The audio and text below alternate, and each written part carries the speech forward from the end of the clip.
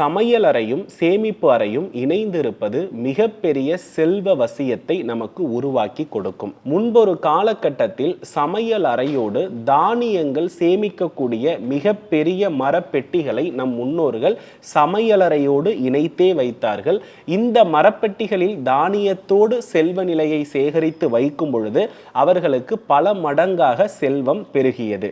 ஆகையினால் சமையலறையோடு சேமிப்பு அறை இணைந்திருப்பது துலாம் ராசியினுடைய காரகத்துவத்தை மேம்படுத்தும். பொதுவாக துலாம் ராசி என்பது குபேரன் சிவபெருமானிடமிருந்து செல்வம் பெற்ற ராசி என்பதினால் சேமிப்பறையும் சமையலறையும் ஒன்றாக இணைவது என்பது சனியோடு சுக்கிரன் இணைவதற்கு சமமான பலன்கள். ஸோ இந்த பலன் நிச்சயமாக உங்களுடைய செல்வ நிலையை உறுதியாக உயர்த்தும்.